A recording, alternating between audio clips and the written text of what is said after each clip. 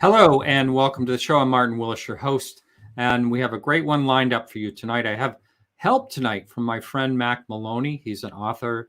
He runs a show. Usually he's recording his show exactly the same time my show's up, but he's got a couple weeks off. So I yanked him in here. He's going to help me co-host through this show. He also had a book, Wartime, UFOs in Wartime, something like that. Mack, I'm probably destroying the title to that. Our guest tonight is Graeme Rendall, and he has a book out about the Foo Fighters, UFOs prior to Roswell. It's basically what we're going to be talking about. And great guest from England. He's staying up late for the show.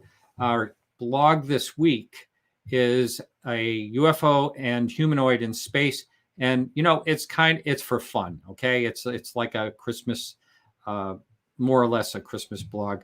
Just I don't want to give a spoiler, but it's a small, short blog this week. Charles does a great job, always like everything that he writes. And every blog is turned into a audio blog. I don't know about this one in particular. But anyway, these shows that I'm running at break seem to be very popular when people are talking about their UFO encounters. So if you had like a really interesting UFO encounter and you'd like to record like a 3-minute session, feel free to reach out to me at martin@podcastufo.com. I will tell you this, I'm getting a lot of email, and I will caution you, it's much easier if you write kind of a short email. Sometimes I get them 4 pages long, and I just cannot, I just have too much to read to get through all those emails. So I will try to answer every single email that I get. I have someone that is coming forward for the first. He may have been on another show, but he's coming forward. Who was actually one of the witnesses at Rendlesham Forest. He's coming up on the 18th of January. Just to let you know, Gary Nolan I mentioned was coming up. He's going to be. He can't be on the show until March, and Lou Elizondo will be on in March as well at some point. So yesterday I ran one of my first, my first Everything Else show since I think it was 2016 when I used to run them. And it was inside Russia with a gentleman named Konstantin, very nice guy. And he was very brave at some of the things he said about Russia. I worry a little bit about with some of the things that he said. That's on our YouTube channel only. That's not going to be made into a podcast. Those are coming up randomly. But it's kind of funny. It's like all these people started posting comments. Oh, this isn't UFOs. What's going on? Everyone wants to know about UFOs. So I put in the title, not UFOs. Well, Konstantin saw that this morning and emailed me. He says, do you want to talk about UFOs in Russia? Because his family and himself, he has had some encounters. So I'll bring him back. He's a great guy. And so if you want to watch that, that's on our YouTube channel. And if you want to get notifications for when we do those shows, I'll try to put them in the newsletters if I can. But if I can't, all you have to do is subscribe to the channel and click the little bell, and that'll send you email notifications anytime that we have shows that'll pop up that otherwise you would not know about. So, and those are random days, hopefully most of them will be in the evenings. But so I never know exactly what day. It's going to be a day that's convenient for myself and convenient for a guest. And hopefully we'll have all kinds of interesting shows. I do have a lot of ideas. I have a couple of emails out to people, and hopefully we'll get, again, maybe a show a week or one every few weeks. Again, it's random. And I don't really want to start a mailing list. I really don't want to do podcasts for that, just for the YouTube channel only. So I think that's enough of me babbling. First of all, I'd like to bring in my good friend, Mack Maloney. Welcome, Mack. Hi, Martin. Thanks for having me. Yeah, it's always fun to have you on. And you're usually recording your show now. And who knows, if this thing that we're going through ever changes, we'll do those in-studio live shows again. That was a blast. Yeah. Oh, we had a lot of fun doing the live show at WXEX in Exeter, New Hampshire. A lot of fun. Right. Yeah, it was a lot of fun. So hopefully we'll get to do that more. Mack, before I bring Graeme in, what was the name of the I think I butchered the title of your book. What is it called? UFOs in Wartime. I think I sort of got it, maybe. Yeah, you got it. Yeah. I got it. Okay, I did. Mhm. And now I'd like to bring in our guest all the way from the UK, Graeme Rendall. Welcome to the show. Hello, how are you both? We're doing great. Really good to see you. Thank you for your willingness. First of all, Graeme, before we get going on, your book in general, can you tell us a little something about yourself? What got you interested in the topic to begin with? Yeah, sure. From about the age of 4-year-old, I was given model aircraft kits to keep myself quiet by my mother. And the model kits had, apart from the instructions, had sort of little potted histories of the aircraft involved. So I got into aviation sort of history that way by learning about the old aircraft like Spitfires, Messerschmitts, all this kind of thing. And that developed into a history of World War II. And about 5 years later, when I was 8 or 9 years old, I was already reading science fiction books by about that time. Isaac Asimov, those kind of novels. I was quite a quick study. I was reading quite well by then. And my mother, God bless her, thought she was doing me a favor by buying me a book which looked like one of the Isaac Asimov covers, which was this, which was a book by Brinsley Power Trench, because it had a spacecraft on the front of it. She thought that was one of those. It turned out to be a book on UFOs. So that's where my interest started from. That book's quite dated. A lot of the stuff in there actually is a bit suspect, but that's where it all started. So I started reading everything I could find on those as well. And basically it just kicked off from there. And of course, the Foo Fighters is where everything comes together. So my interest in aviation, in German secret weapons from the war, and also from UFOs all combines. So, the Foo Fighters, we're early on, I guess in the typical thing that I think a lot of us do when we're looking at UFOs, we pretend like nothing happened before 1947. It's kind of like that. When in fact, there was even, I've talked to Dave Marler, there's been triangle sightings, even, the turn of the century. And, so there goes that theory of them being military aircraft, possibly some of them are today, who knows? But anyway, so we think of UFOs as the modern era. I guess that's the best way to put it. And, I've talked to people like astrophysicists, and they say things like, for civilizations to line up in their technology and things like that, it's like, 1,000,000 to 1 type of thing. So they could have been visiting for 1,000,000 years or, whatever. So, or long before people were ever here. These possibilities, whoever it is that's visiting us, again, I always say this, I don't know who it is that are driving these crafts, but anyway, so aviation, is that something you've been interested in all your life? Yeah, I used to write for an aviation magazine some time ago. I dropped out of UFOs a bit towards the end of the 1990s and through the early 2000s because it was going a bit stale as far as I was concerned. The kind of the excitement was going out of it for me. Like a lot of people, your interests come and go. So I was more into the sort of writing on aviation matters than I was about looking and researching UFOs. But that came back in 2017, like a lot of people came back with the 3 videos. I was already sort of gravitating back into the interest anyway, but that really galvanized me into trying to do more. And obviously it's a different ball game nowadays to be able to research and to write than it was when I was a youngster, when I was first getting into UFOs. Back then I only had, well, you didn't have the internet when I first got into this. I only had my local library as a resource. Nowadays, the world's your oyster. There's so much stuff online that you can actually research. Even with COVID going on last year, or earlier this year rather, when I wrote the book, the amount of information I could find in terms of official records and RAF records, Royal Air Force records, was astounding. And it just went from there. So it was, and being able to find information from your side of the Atlantic as well was quite easy, just by using the internet. So finding source documentation, which I didn't want to write a book where it was just me throwing a whole load of theories out there and just seeing what would stick against, if I throw them against the wall and see what would stick. I wanted to actually go back to source documentation and find out what the people back then were seeing and what they were talking about, what they were describing and what they were thinking, rather than me coming out with that. So the book's quite heavy on information.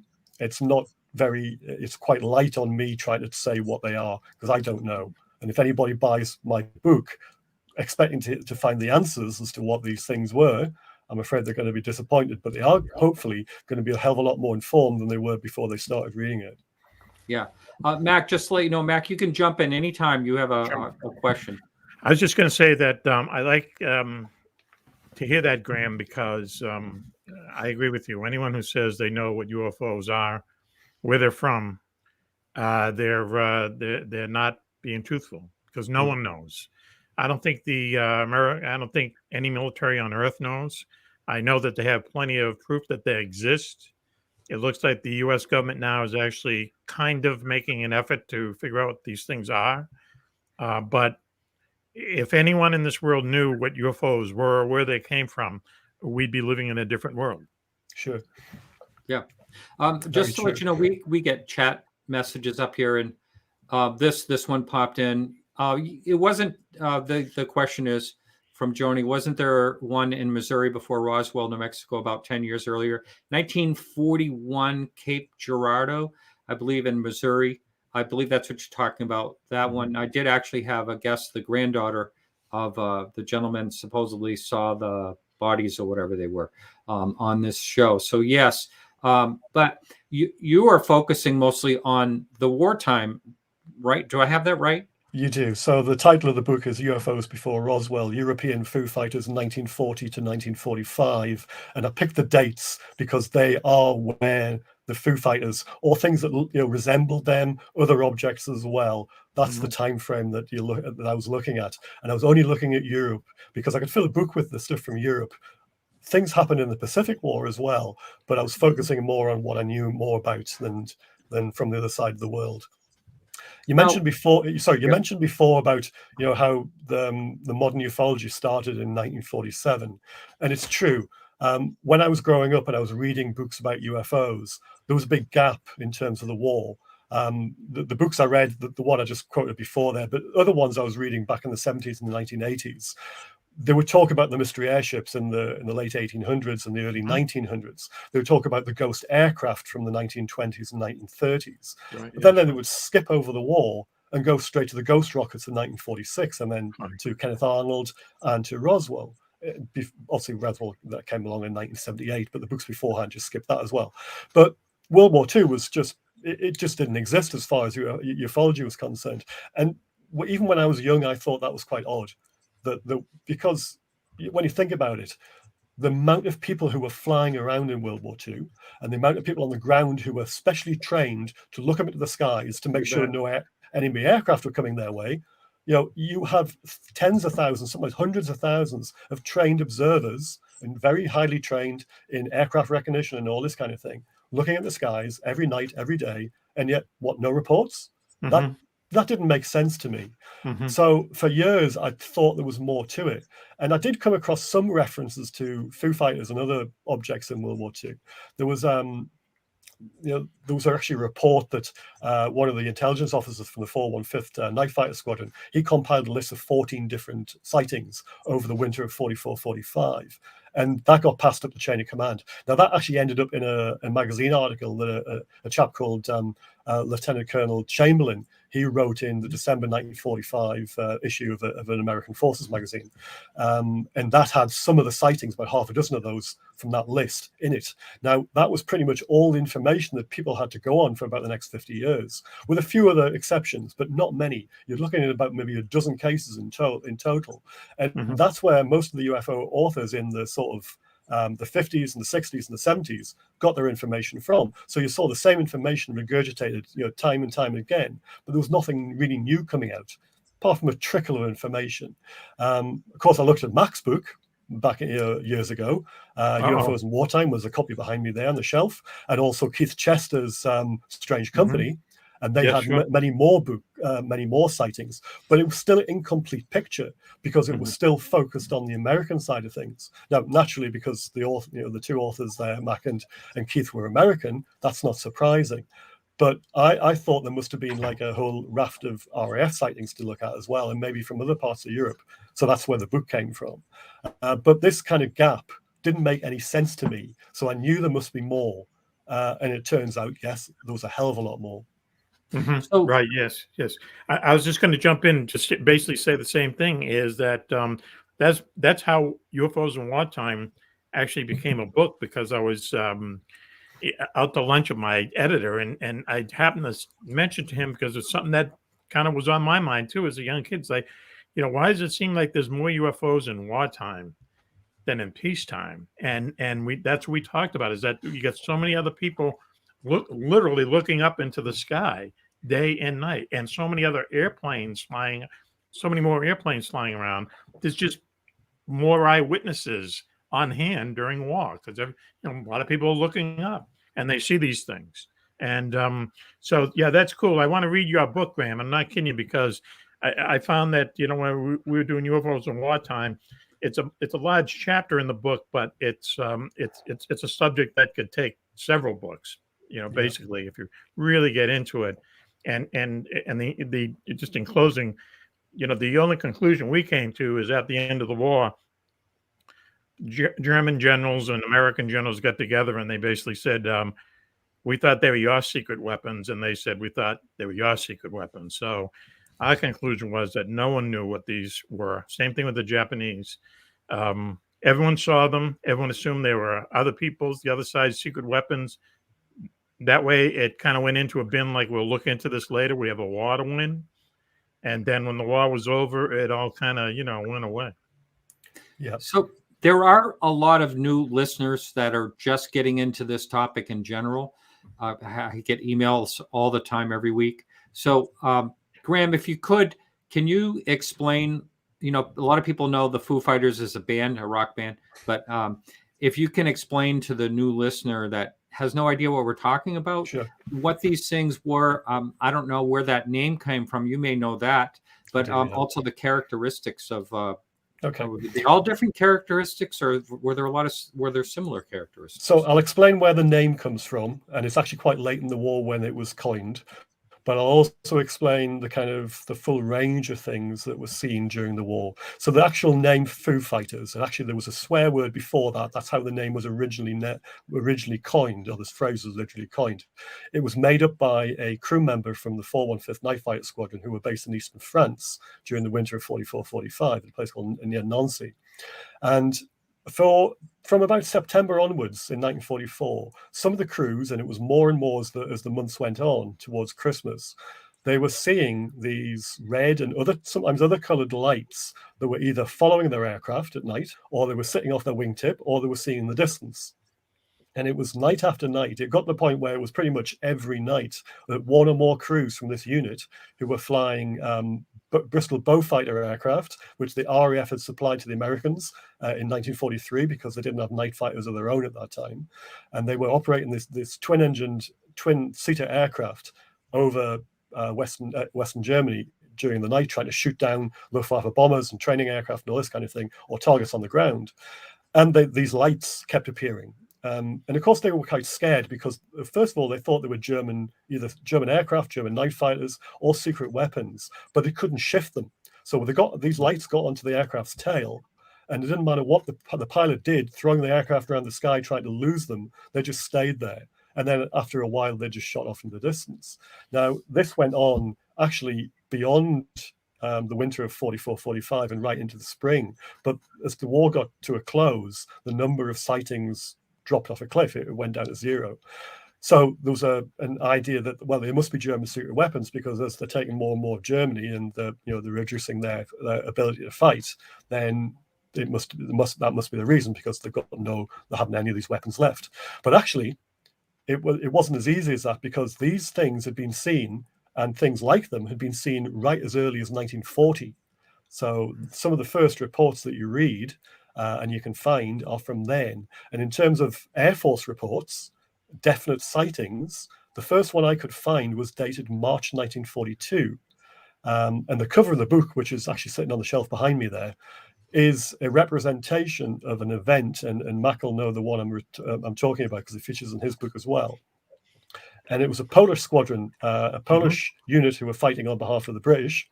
And it was 301 Squadron. They were based in Lincolnshire in England, and they flew Wellington bombers. And one night, this aircraft from this squadron was coming back from Essen in Germany in the Ruhr, and this luminous orange copper-colored disc was seen coming up behind the aircraft.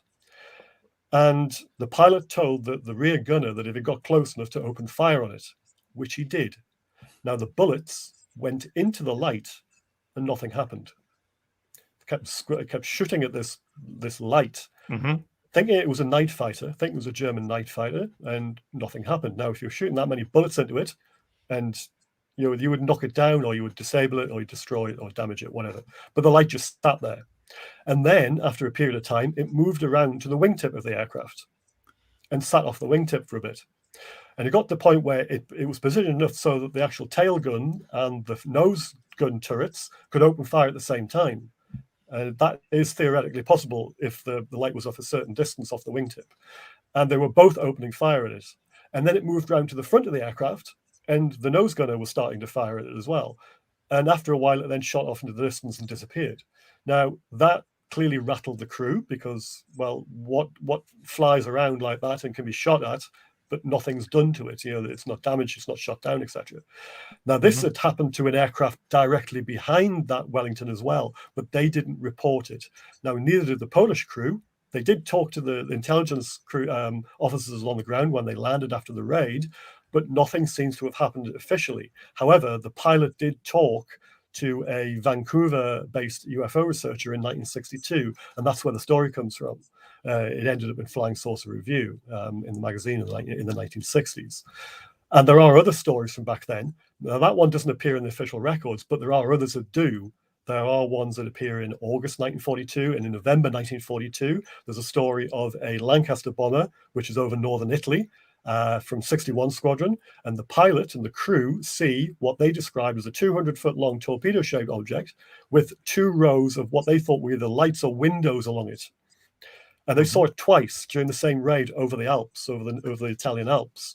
And the second time, it was flying along a mountain valley, down below them. Now, you might think that was an airship, a Zeppelin, but what the hell was a Zeppelin doing flying around in 1942? They'd long been retired by then. They weren't being used by the Germans. And you wouldn't fly one in a dangerous part of the world, such as a mountain range. So none of this made sense. And of course, there were other sightings around this time as well, but different things. So they were calling them lights to start with, because the RAF, the Royal Air Force, didn't know what they were looking at. Again, they thought they were German secret weapons. But then the name changed. So rather than call them lights, they then started calling them rockets in the official reports when they started recording them. And the intelligence reports, where you can find them if you look hard enough, they mention these mystery rockets long before the Germans actually started fielding rockets like the V2 and other surface-to-air missiles and all this kind of thing.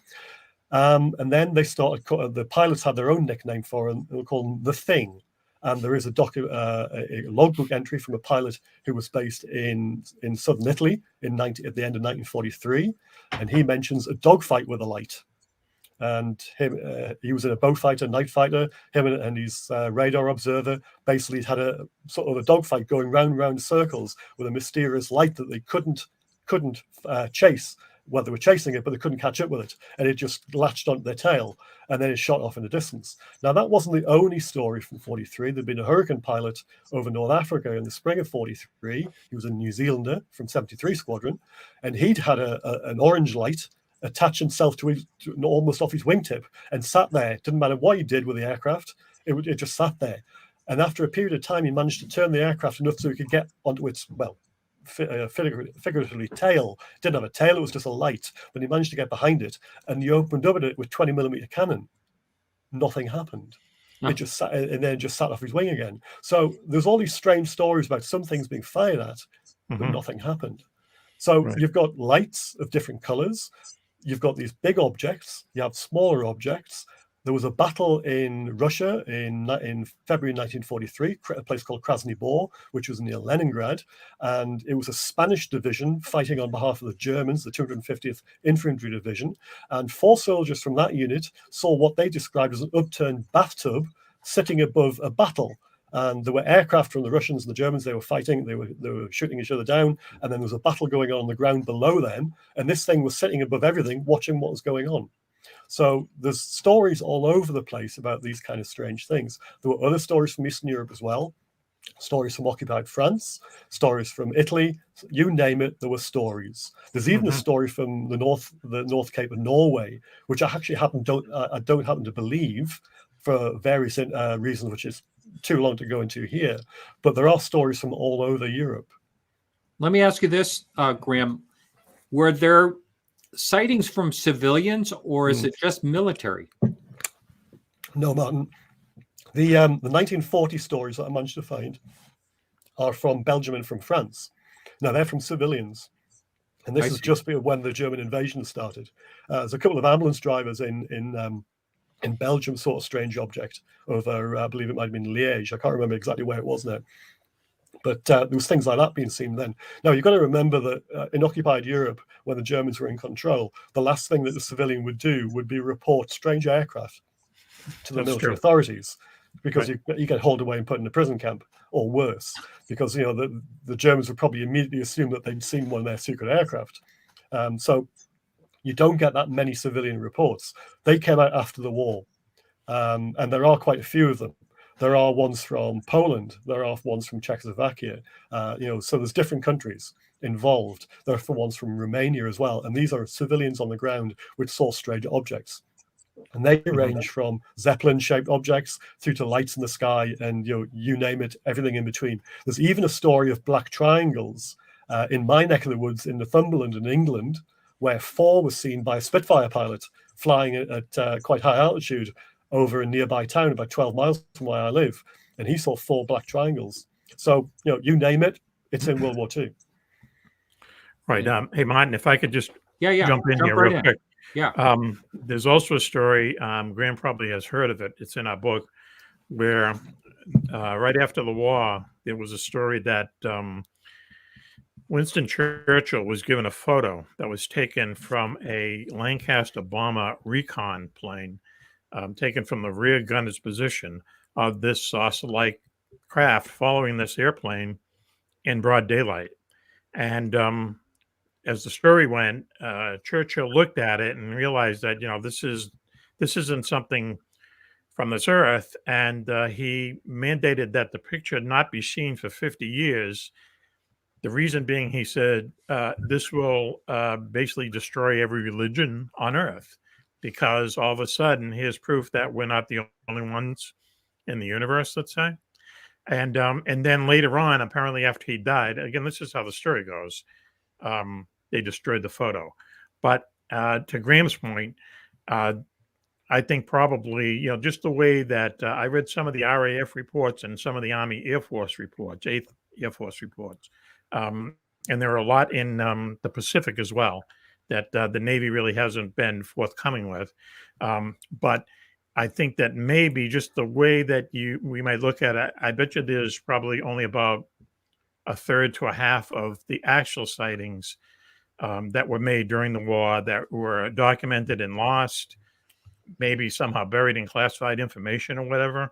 But basically, people were seeing these things on a regular basis all over the war zone for the good 4 or 5 years of the European war. So can I go back to what you said there, Mack, about the Churchill story? That I believe that actually comes from a revelation from a scientist from a few years ago, and it made the newspapers here in England as well. And his grandfather was a bodyguard to Winston Churchill. It's actually chapter 4 of my book. And the story is that this bodyguard was in a meeting with Churchill and Eisenhower one day.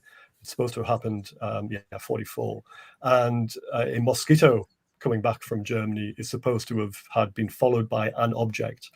And that's where that story comes from. However, the provenance of the story is the grandson, and it was passed on by the mother, by this chap's mother. He was a scientist, and he wouldn't give his name. It's in the MOD records, the letter that he sent to the MOD, but he doesn't give many details because his mother didn't know them either, and his grandfather wouldn't give any details away either. So I'm loath to say that the story is false, but there's not enough information to go on. And also, that late in the war, Churchill would have heard a lot more stories because there'd been lots of instances before then of these kind of things. And this is why I don't think this story is actually true. Right. Yeah. Not least the fact that this scientist never came forward afterwards to actually talk about it. He never came out in the open. You never get any further information. And this is why I don't think it's actually. I think it's a bit of a bogus story. But there'd been the Polish incident where a light had been fired at and nothing happened. There'd been two other instances during 1943 where fighter aircraft had shot at UFOs. But when you read my book, you will find that the same thing happened throughout 1944 from bombers in flying over Germany from Britain, but also ones who were based in Italy flying over the Balkans. They were seeing things nearly every night, and they were opening fire at these things as well. And then as we got into 1944, this is actually just to quickly answer a question that was in the chat by John, who actually I know on Twitter. He was mentioning about the Messerschmitt 262, the jet fighter. Now, even before that was actually introduced as a proper weapon in January 1945, the RAF were seeing these things flying around, and they were reporting them, seeing them at night in October and even earlier. And they were shooting. They said they were shooting at them as well. So there was all these stories about these strange lights and things that were being fired at. And Churchill, that he would have known at some stage if that had been the case. These reports would have been passed to him. So I don't quite believe that something as late as that in the war would have grabbed his attention in the way that this story suggests that he did. I think that if that had been the case, he would have come up with this kind of action much earlier in the war, because it was already known that there were strange things flying around. Not only did the RAF intelligence people knew there were odd things that they couldn't explain, but also, as you say, the US Army Air Force had the same problem. Not just in the nighttime, but also in the daytime, they were seeing some really odd things, which again in the records. Now, a lot of these things were actually getting passed to the Air Ministry because it was a free flow of information between the services, and you can see all these reports where, especially from the RF side that I've read, but also from the American ones, where you see the other side, the other Air Force's information as well. So, and this information got passed up the chain. So if it was interesting enough and it was dangerous enough, the Germans, because everything lent towards the Germans have these are German weapons. Right. They didn't think about aliens. They didn't think about UFOs. That wasn't in their lexicon. These must have been German secret weapons. And that would have got Churchill's attention, because everything else along that line, the rockets, the V1, everything else along those lines did get his attention. And he spent hours and hours and hours with these experts and these scientists trying to work out ways to defeat them. So there's reasons why I don't think that story is actually true, and nothing has ever come out against it, about it afterwards. So I think it's a bit of a kind of a red herring, but it does appear everywhere, and people ask me all the time about it. But I'm a bit sort of about it, I'm afraid. The thing I like about the story, though, was that he, or whoever made it up, he thought that, spotting a really good picture of something that was not of this earth, would affect all our religions. That's quite a leap, but it's probably true. It's at probably that time. True, at that time, it could have been. Yeah. I mean, these days, who knows what would happen? But I thought that was just it was an unusual place for someone to go to. That kind of leap.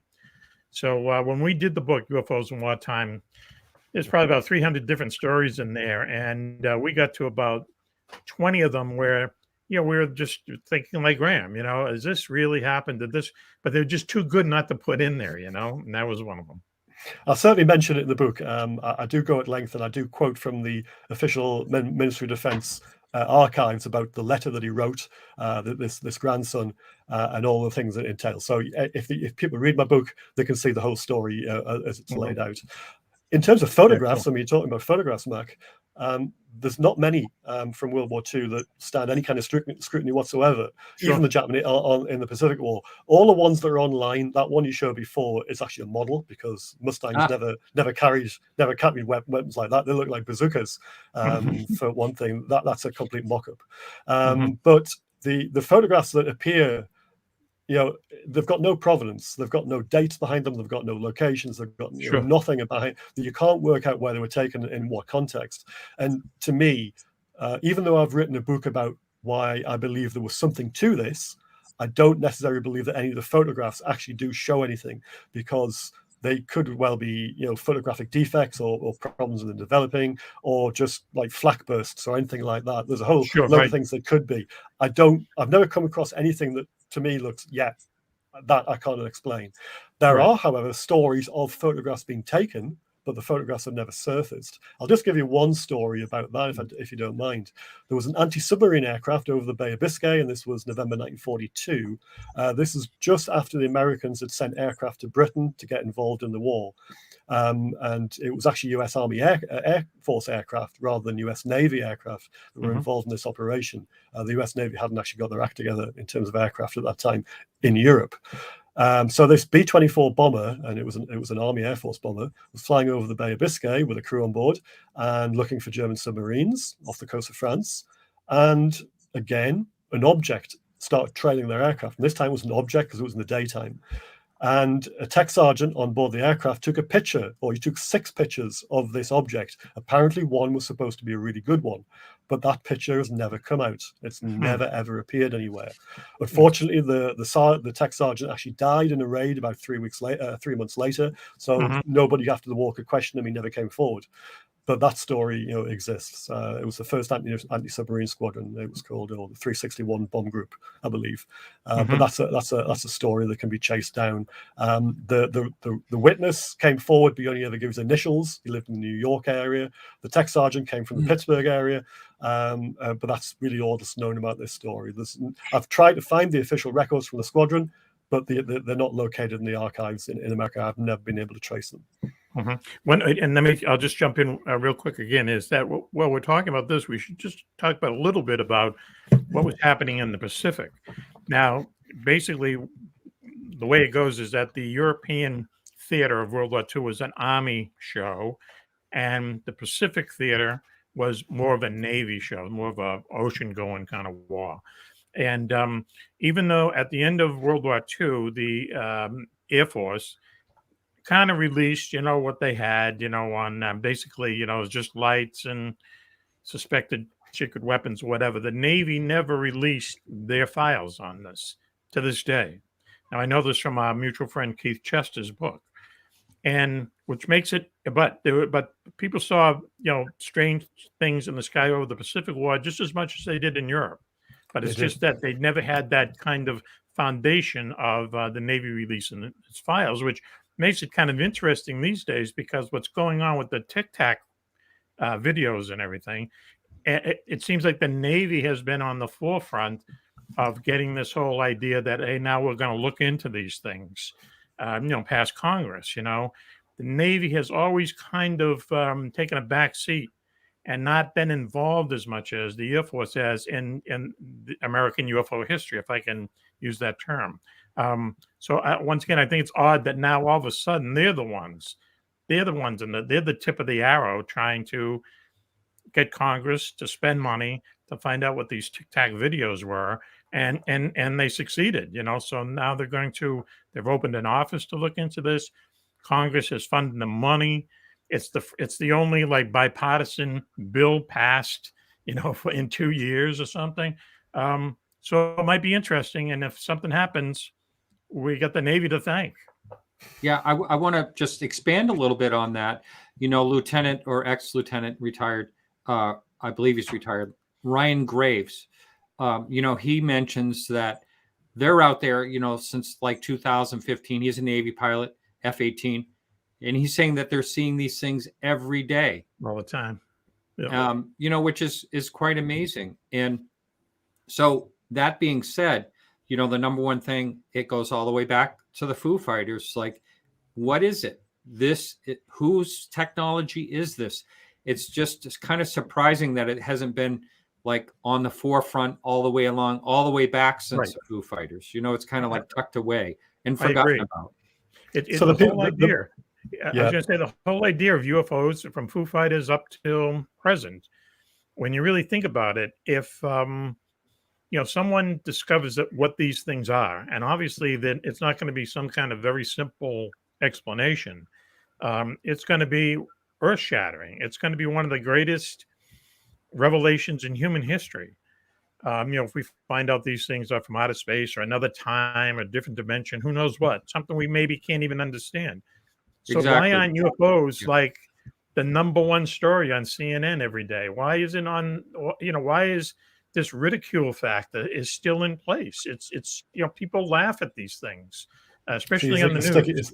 it's easy You to know, stick your head in the sand and just pretend it doesn't happen. I guess, but to me, because I used to work in the media, you have to think there's so many people who are interested in UFOs. If you had a UFO story on the front page of the, New York Times every day, or if you had a UFO 5 minutes every day on CNN, it would be huge. It'd be huge. I don't understand why it isn't a bigger story, though. These Tic Tac videos, you know, we're bigger than most. But the day that I saw that, just real quick, the day that I actually saw the Tic Tac videos was on ABC Morning News, Good Morning America, and they showed it. And they come back, and I hate to use this phrase, but the bubble-headed news chick goes, "Oh, I think I saw the Millennium Falcon," and everyone laughs. Okay, and you don't realize, hey, you might be looking at like the greatest discovery in humankind here. And then it turns out that ABC is owned by Walt Disney, and there was a Star Trek movie came out that week, and it might have been tied in. Who knows? But I think it's easy. I think it's easier sometimes when you don't understand what's going on to laugh it off. to laugh it I off. think that's Yeah. That's an instinctive reaction. But you have to remember, back in '47, even when everything kicked off again after the war, the same, the United States Air Force officials who were in charge of looking at stuff, and and more senior officers, were pretty much the same people who'd been in charge at the end of World War II. With a few exceptions. So they were going through the same thing again, because they'd already gone through this thing where information about the Foo Fighters and other associated phenomenon was going up the chain of command as to say, what's going on. So if I go back to that list of sightings that the intelligence officer from the 415th Night Fighter Squadron passed up the chain of command, he actually passed it to his commanders at the 64th Fighter Wing. They didn't know what to do with it. They basically said, well, you're going to have to give us more information. So it ended up him bypassing that intermediate chain of command, and he went straight to 12th Tactical Air Command, which was the next one up the chain. And that's when they started talking to each other. But even they didn't have a clue. And they kept saying, well, you're going to have to provide more information again. So it was backwards and forward over the course of about 2 months, over sort of the end of January, beginning or through February, and even into March 1945. There was this toing and froing of letters and memos going backwards and forwards between the squadron and 2 links up the chain, trying to work out what the hell was going on. It got to the point where 12th Tactical Air Command just washed their hands of it and said, we're going to give it to the Air Ministry in London. That's to us, the Brits, because they didn't have a clue. And the Air Ministry looked at it, and they consulted various officials. And you can see the in my book, I've got a copy of the letter. I've got the transcript of the letter, and it basically says, in essence, we don't know what's going on. They're just probably MiG-2 jet fighters, which is an aircraft that the Germans the Germans fielded. And that was effectively washing their hands of it. We don't know. It's not really doing much damage. Nobody's getting shot down by them. We've got a water. It's not losing the war for us. So let's just bury it. Yep. So did they display extraordinary, navigation? They did. Like what they didn't show up on radar, first of all, because these things were sitting off the wingtips of night fighters, which were equipped with the best airborne intercept radar that the Allies could field at that time. It was actually better than the German stuff. So the P-61 Black Widows and the Bristol Beaufighters, the 2 American night fighter units in France and Belgium, and also the 2 that were based in Italy, they all had the same sort of aircraft. And that was a pretty good radar system. It was actually a copy of a British one, but never mind. But it was really good. And we had Mosquito night fighters, we had Beaufighter night fighters as well, and they were coming up with the same problem. These things were sitting off wingtips or being seen in the distance, and the radar on board the aircraft had a range of about 5 to 8 miles. It just wasn't seeing them at all. And there's one story of one of the American night fighter pilots, after an encounter with one of these lights, he radioed one of the ground radar stations to say, "Have you got it?" And the reply was, "There's just you up there." This is what happened. So they had some kind of anti-radar property, but they were extremely fast when they wanted to be. They were very maneuverable, and everything that you read about now, about what they can do, they did back then. So it's just this kind of extra leap in technology that they displayed was much better than even the best jets and the rocket fighters and all the rest of it from the war. Whereas nowadays they're better than the best aircraft we can put up. So there's this kind of step change in what they display. Of course, back then, as I said before, the Allies thought these things were German serial weapons. Now, there is this kind of school of thought that the Germans thought the same thing. Now, it's all great saying that, but trying to prove it is a different matter entirely. And I'm yet to come across official German documents that say that is the case. There's a lot of anecdotal evidence to say that the Germans saw these, but finding German cases and German pilots who saw them, there's one chapter in my book, but it's not very big. It's only 20 pages, maybe 30 pages. And it's got all the stories I can find. And I've gone through some fairly obscure German and Austrian publications to try and find those. But they do exist, but there are not many of them. And in most cases, there's not much information that you can check out. And I would do that. I would look at the units involved, find out where they were based, and you don't even get that information with a lot of these. So even then, some of these stories are a little bit suspect. A lot of them come out of French authors from the 1960s and 1970s. A lot of books back then published these things.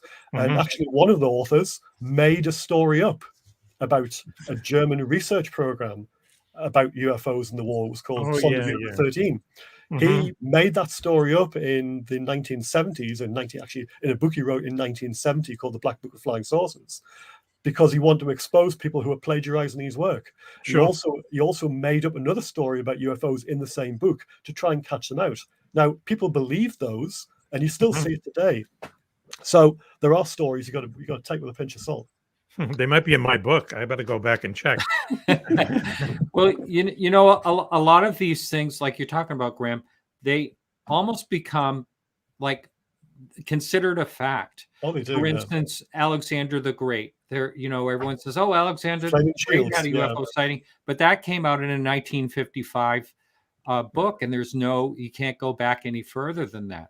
So that's true.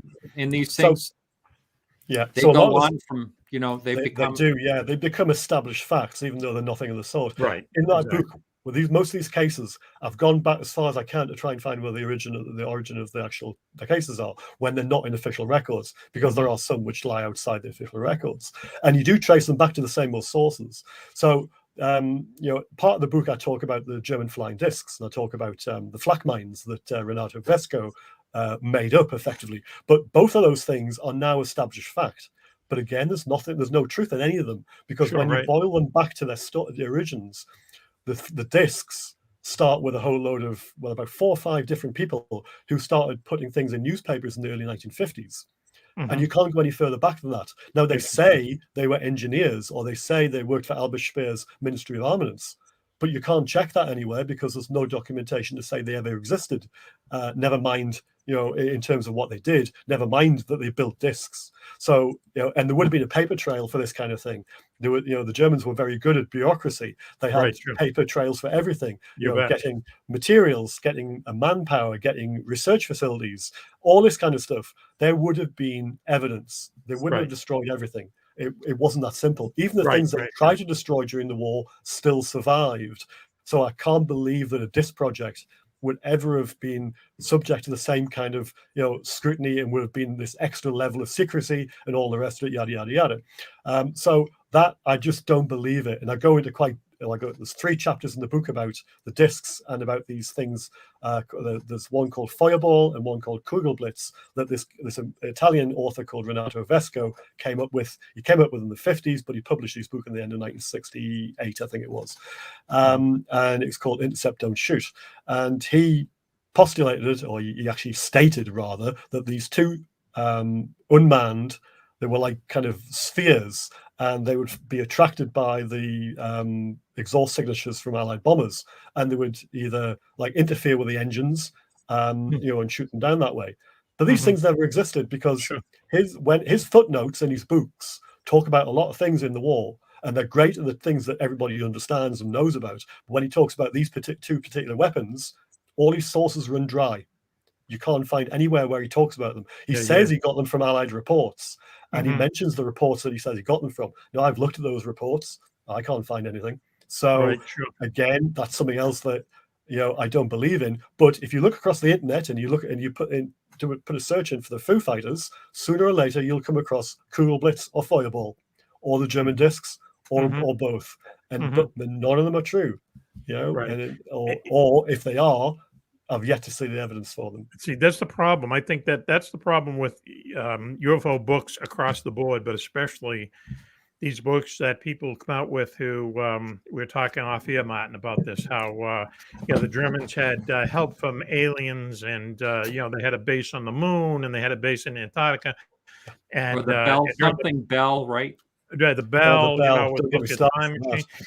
And you see, what the problem with that is that, in my opinion, is that it furthers this idea that the Nazis were Supermen. And, that's just not a good, train of thought these days. Okay.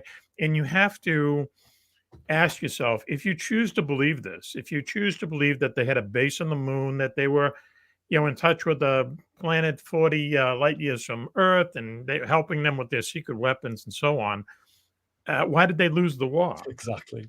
I mean, just ask yourself that question. With all this unbelievable extraterrestrial help, why would they lose the war? Why were they building their ME-262 jet fighters with plywood cockpits? Because they didn't have enough metal.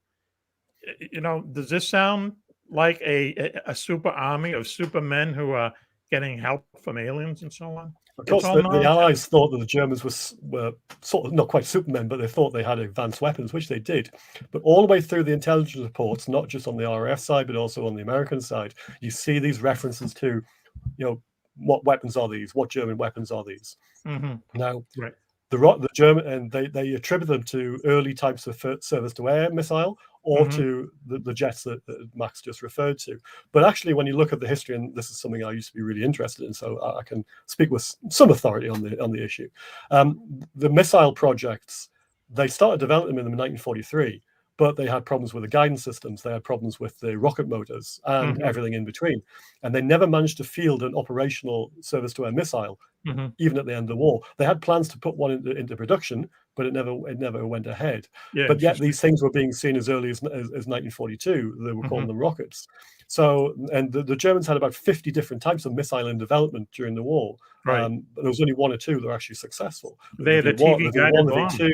There was a couple of air-to-air missiles that nearly got into service. So, and there's a few air-to-surface missiles as well. But they were, and you see in the intelligence records that some of these are mentioned, but none of them could have done the kind of maneuvers or the performance that the Foo Fighters and these other objects that were being seen on a regular basis could have carried out.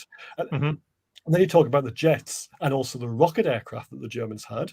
Now, the Germans fielded both the Messerschmitt 163 Comet, the rocket fighter, and also the Messerschmitt 262, the jet fighter, in the summer of 1944. Now, as far as nighttime was concerned, the Comet never flew at night because it was too dangerous to fly in the day. And the 262 only came into service in January. And the first two-seaters, the proper night fighter, at the end of March 1945, right before the end of the war. And yet the Allies were seeing these aircraft, or they said they were reporting seeing them, as early as September and October 1944 at night. And and there's actually bits in the archives when you can see through the squadron reports, you'll see reports of gunners saying they shot these down. So there's all these reports of, well, what actually were they shooting down then? Because they weren't night fighters. And yet these things were basically just described as really quick moving lights, very fast moving lights with very little form behind them. So interesting. Okay. Well, it's time for us to go into break. We have a 3-minute music break. So hang in there. We'll be right back over at KGRA Radio. We'll be right back right after these messages, and hang in on YouTube for the music break.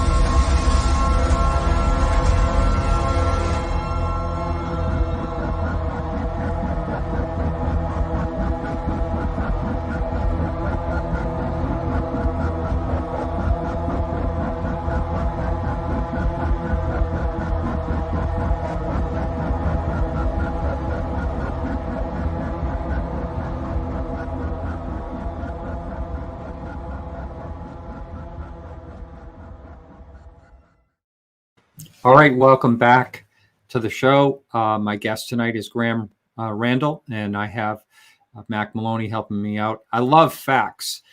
This guy is really good. He has his facts down, and I'm really enjoying the show a lot. I hope you are too. And bringing Mack back in. And Graeme, I'm really enjoying this so far. So we have about, just to let you know, about half hour in, we're going to be popping up the phone number, and people can call in if they'd like to. But before we get right back into this question came up early on, and David wanted to know, did you see, this has to do with aviation. That's the only reason he was asking this question, because he knows you like aviation. So you didn't see this particular? No, I didn't. Sorry, David. I didn't catch up with that. Yep, no problem. So I know there are some other questions here, and please, if you are going to post questions in chat, please use all caps so I don't miss it. And I don't even know where we were exactly. I tell you what, I'll talk a bit about the end of the war if I can. About the trying, when they were trying to search for these, because there was a big push even before the Allies invaded Europe. They'd already organized a system where they were going to look through whatever they captured in Germany when they finally defeated Germany to what they would find in terms of technology, because also they knew they had jet fighters, rocket fighters, rockets, and other types of things. Well, because there were advances in dentistry, in pharmaceuticals, everything they were going to exploit. So they had this system called, PSIOS for the British side, and BIOS for the British side, and PSIOS for the American side. And it was a combined intelligence objectives subcommittee. That was what PSIOS stood for. So, and they had regular meetings before D-Day to say what they were going to do. And then when we started going through Europe, started going through France and Belgium and Holland and into Germany, they knew where things were. They knew facilities. They knew factories that they would target. They would send people out to start with to grab them, to seize them, to stop them being destroyed, to hold on to scientists and other people, to get paperwork, all this kind of thing. So there was teams of people fanning out all over Germany at the end of the war, British, American. They were looking for technology, aircraft, weapons, rockets, anything, you name it. Now, the actual update and the progress reports from these teams and from this work is in the records. You can find it. You can actually search in the Air Force Historic Records Agency in Maxwell Air Force Base in Alabama. You can get the information through them. That's where I got mine from. And you can look through all these PSIOS and BIOS reports to see what they were looking at at the end of the war. And there's hundreds and thousands of pages of it all. But I've gone through a lot of it, and you can see the kind of developments that the Germans were doing. Now, at the time, they were going through the rubble of German aviation industry and the weapons plants and all the rest of it, and they didn't find anything that remotely resembled what these things were doing during the war. Not just the lights in the nighttime, but the objects they were seeing in the daytime as well, because they weren't just lights at night. They were seeing structured craft and things that were a bit more ephemeral as well during the day. But nothing ever came of what they were looking for. And the Russians did the same, presumably. The Russians had their own, they had a name for their teams, and they were doing exactly the same in their sphere. But they never found anything at all. No one found anything. I mean, the Germans did have a TV-guided bomb, okay? Now, Henshin 293. And think about that. This is in the mid-40s, or 44 or so. It sank at least one ship in the Mediterranean. Now, just think about that for a second. They actually had a TV camera in the nose of a bomb, and it was launched from an aircraft, and they guided it to its target on the ground. They didn't work all the time. It was very kind of hard to work with. Obviously, it was kind of primitive technology, but hey, it's still good when you think about it, technology-wise in the 40s having the TV-guided bomb. But that was almost like the peak of their technology. That was really, really up there. Okay, to fall for these stories that people saw flying saucers shooting down B-17s during the raids on Shinefoot and stuff like that. And that's an interesting story, Mack. That's about the that's the show of little black discs story. And the people who write these things and who go out and lecture about them and make movies about them, I think they should be ashamed of themselves. It's a disgrace to try to keep fomenting this. As Graeme said, just look down the line? How many sources, were involved in these things? And they always proved to be dead ends. Yeah. I know that's just like my personal bugaboo. I really don't like this whole idea that the Nazis had all these great weapons. You mentioned the little black discs, and that definitely exists in terms of a report. That definitely exists in the 384th Bomb Group archives, and they was all like kind of hockey puck-sized black objects that fell on a raid of bombers, and supposed to have maybe burned the wing of one of them. So they may have been some kind of incendiary weapon that was dropped by a German aircraft. There was certainly experimenting with cable attached bombs and also other things. This is probably some kind of field modification, but that's sort of gone into the lore of UFOs and Foo Fighters as well. But some of the more esoteric things, like the Zeppelin type size objects that were seen, and they were seen in Eastern Europe as well, over the Russian battlefields. They were seen in Romania and some other places. Right. So you can't really account for those because they're huge. But also the black triangles as well over Northumberland and England, can't account for them so easily. And there's a whole load of other things as well. And even these things that look like jets but weren't actually jets, that were displaying the kind of jet characteristics, but were flying long before the Germans managed to field them at night. Those are something else that can't be explained. So there's a whole load of things going on in the war. And actually, if you go earlier back, so you go to 41, 42, 43, and the reports from back then, they definitely can't be jets and rocket aircraft because the Germans were still trying to perfect them at that time, and they wouldn't have even been able to fly them at night. So you can't readily write off a lot of things as to be German secret weapons. I'd just like to make a plea before I go any further, if you don't mind. If anybody out there does have any documentation from the German side about what they were seeing, then I'd love to see it. Send it to Graeme, Please send it through, please. I'd love to see it. But that's the side of things that is a bit weak. Is the Axis side, is the Italian Air Force, is the German Air Force, and even to a certain extent the Russians as well. Obviously, the Russians were really secretive, even after the war as well, for obvious reasons. So their documents are few and far between. When you look at their reports from the war, the things they said they saw, there's a lot left to be desired in terms of the reporting. In terms of units, they just don't exist. You can't find out which units these airmen belong to. The aircraft they were flying on when they saw these craft, again, that's a bit suspect. So you have to take them with a pinch of salt as well, I'm afraid. The story about the raid in Los Angeles in early 1942.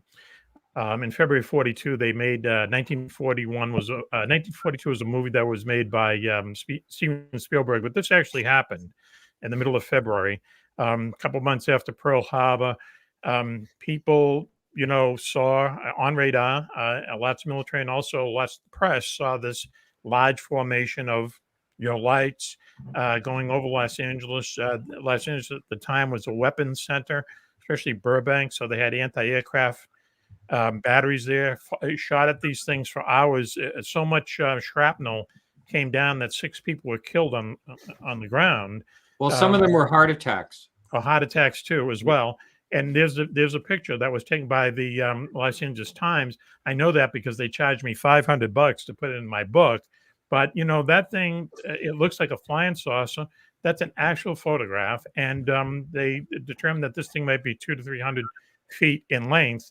And at the time, everyone just assumed, this is Japanese launching these things off of aircraft carriers, whatever. Once again, it was one of these anecdotal stories at the end of the war that the Japanese admiral said, it wasn't us. Whoever was doing it wasn't us. You might have thought it was us. But even if that is not true, we just know for a fact that the Japanese did not have the technology to sail an aircraft carrier past Hawaii, never mind have one off the coast of California. David Marler does a good presentation. There's a good presentation he did on YouTube, and you can find it if you look hard enough for it, about the Battle of Los Angeles. The thing about that craft, it's the same as about the Polish Wellington that tried to shoot at that light. If that had been some kind of craft, it would have been shot down. They fired 1,400 rounds of anti-aircraft shells at it. So you would have done some damage to it at least. It would have been brought down if it had been anything man-made. So what the hell was it? It wasn't a balloon because it would be too flimsy for that kind of firepower. Wouldn't have been an aircraft either. So nobody really knows what that particular object was. But again, that's just a precursor to what happened afterwards. The Polish Wellington incident that's on the book I've got behind me there. That happened exactly a month later. But there've been other things. There's hints in the intelligence records that I've looked at, and I'm still looking at the moment, which talk about things following bombers throughout late 1940 into 1941. And this is the RAF I'm talking about here. And they've got this detailed analysis where they see these lights that are following them, and they think they're night fighters. But then they can't work out what type of aircraft's involved, which is quite strange. But also, some of the aircraft are followed for 250 miles. And they're followed towards their targets. Now, I can almost understand why you might want to follow an aircraft back to its base. But then the Germans would know that anyway. They had pretty good intelligence. They were photographing our airfields before the war. But also, the idea was that you'd shoot an aircraft down before it bombed your cities. And that was the whole idea of the German night fighter force. So why were these things following? But even better still, why the hell do they have lights on? You know, the idea, if you're a night fighter pilot, the last thing you want to do is have something that says, here I am, shoot me down.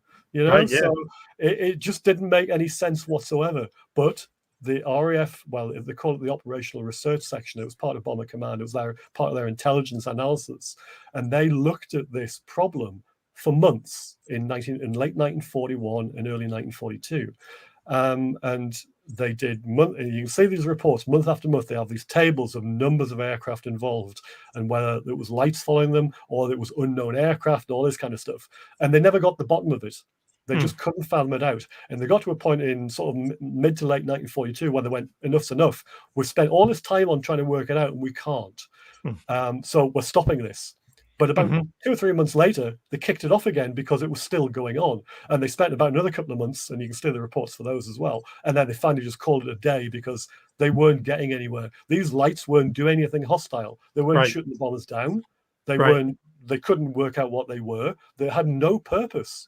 And yet they were still happening. But there've been fighter pilots that have been followed back from cross-channel raids as well in 1942, which had lights following them as well. So you know, it wasn't just the bombers. You know, intruder fighter pilots were having the same problems as well. There's lots of different stories. Right. And contemporary to the time, you know, during that time, was there ever a suggestion that they could be something not from this world somehow? Never? No. It was never on the lexicon. So everything was couched in the terms of German secret weapons. You have to remember back then, there was only, not many people were interested in science fiction. Yes, there were publications, there were pulp magazines, there were novels, but it wasn't as big as it would become in the golden age of the 50s. So, there was only a few people. Everybody just leapt to the conclusion that they must be German secret weapons. I can't speak for the Axis reaction because, again, we're hampered by the lack of documentation and actual reports. The Germans, obviously for good reason, didn't want to talk about the war straight after the war. And so that's why you don't have the number of people who came forward to talk about their experiences. And I've yet to actually come across any proper pilot reports, that bear any kind of scrutiny. So we're hampered from that side. Again, it's all anecdotal. But in terms of the RAF experience and the United States Army Air Force experience, they saw things, but they just wrote them off as being German secret weapons. That's definitely true of the intelligence reporting, and that's in black and white. You can read that for yourself. Did the Germans ever destroy any of their wartime documents? Oh yeah, they had a big policy of destroying stuff. There's a whole year of information that went when they had a big purge on it just before the end of the war. They were trying to destroy things left, right, and center. They tried to destroy prototypes of aircraft. They were quite successful in some respects, but there was always something left. There was aircraft that they tried to destroy by burying them in tunnels or just like getting rid of them. But actually, the Allies still found them or found documentation on them. Some of the really weird and wonderful stuff, like the vertical takeoff rocket interceptor called the Natter, it's fully documented. There's actually pictures, there's video, there's everything. Not video, there's film. There's everything about it. Even the designer, is on record about talking about it. So a lot of these things were really hard to actually kill off in terms of getting rid of every scrap of knowledge about them. So that's why I find it very hard to believe that esoteric stuff like the discs or these aerial flak mines ever existed. And the Germans certainly didn't build the Foo Fighters. It was nothing to do with them at all. If it had been, it would definitely have been found after the war. There would have been something that would have led the Allies to believe that they had it. They questioned a lot of German scientists. I've got that in my book about the questioning that happened, and the form of words they used and the people they spoke to, and some very, very prominent German aeronautic engineers and other scientists, etc., etc. And this went on throughout 1945, but they got nowhere with that as well, because the Germans just said, we don't know anything about this. And it's I mean, the Nazi scientists put the United States on the moon. I mean, a lot of the scientists that they picked up in Operation Paperclip, Werner von Braun, probably the most famous one of them all. Now, when you think about that, he actually was the designer of the largest ballistic missile ever, the Saturn V. If he knew the secrets of UFOs, why would you go down that route? Exactly. Right. Because we're talking about the flying wings as well. So there was a company, well, there was a couple of brothers called Horton, and they built flying wing aircraft before the war, but they also they built them during the war, and they came up with a jet fighter bomber, actually, called it was called the Horton 9. And there's stories around the internet that this was the basis of the flying wings and the thing that Kenneth Arnold saw. But actually, that's a bit off as well, because there's also reports that the Russians built fleets of these things as night fighters, and that's in official CIA reports.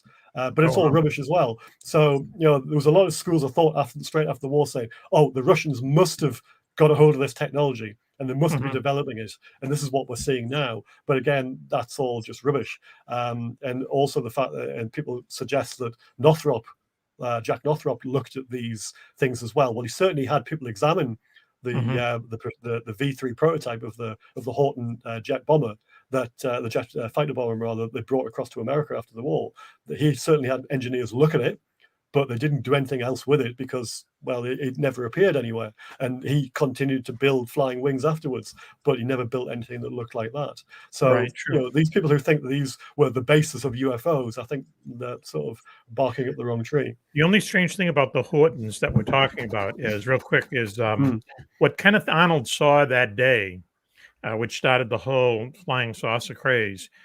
I mean, if you put together this Horton prototype that we were just talking about and what he described, they look kind of the same, It's got a loose resemblance, but if you remember, I believe it was only one of them looked like that. All the rest were heel shaped. Oh, really? Okay. It talks about that. So again, it's one of these things where these facts are sort of propagated into, this definitely happened. But actually, when you dig a bit deeper, I think you find that the truth is slightly blurred.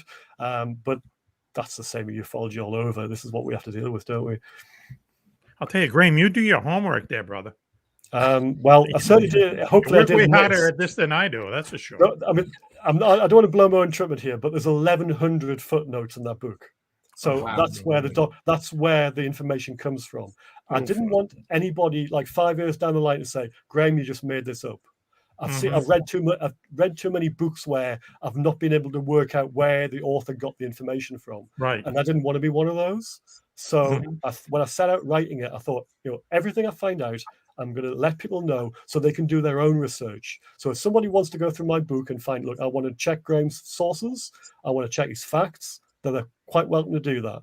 And if that's a springboard for them to find out other information that I haven't managed to find, that's great. Yeah, that's the Horton 229, or supposedly anyway. This is what Kenneth Arnold described. Yeah, a little bit. Yeah, something similar. But I'm really enjoying the show. So, did any of these Foo Fighters ever display anything that seemed like it could have been a threat? There was certainly, well, it depends on what you call a threat. Anything that was flying around in the skies following aircraft was going to be treated as a threat.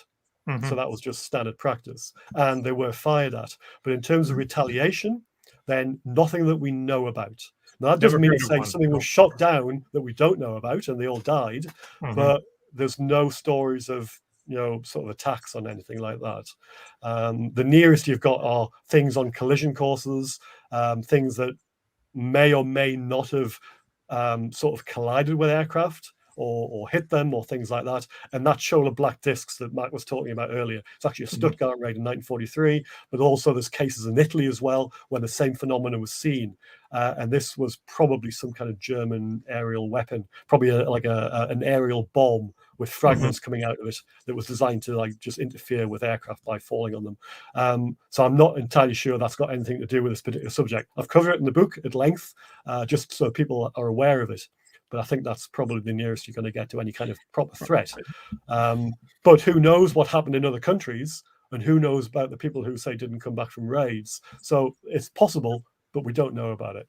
Yeah, there's no doubt. I mean, the little bit that, we looked into the Foo Fighters, we could never find anything that had Foo Fighters firing back at, our planes or anything. It just seemed to me like they were observing. They were observing. And, one of the things we do in our book is that they might have been time travelers from the future coming back and seeing history being made. World War II, because they seem to be observing, looking in on us for some reason. Yeah. Yeah, I mean, I get that. That's actually not a bad theory, really. I mean, if you were to speculate, I mean, if someone was to speculate what they possibly could be, it's not an outrageous theory. I mean, you can have, and Mac, I like what you said earlier. You said maybe we don't even understand, or we don't even know, what if it was explained to us, we may not even understand what the explanation is. Right. Sure. That's the thing. I use this example sometimes where, when you see these TV shows like National Geographic, where out in the Serengeti or whatever, the lions are eating the antelopes and, killing stuff, right? Killing things. Now, the film crew is out there watching the lions eat the gazelles and stuff. Okay. The lions are so used to these trucks and safari trucks that, they just walk by them like they're just something else. But see, the lions or the gazelles, they can never understand, what those trucks are about, what humans are about, what cameras are about. They don't have the intelligence to understand what is going on.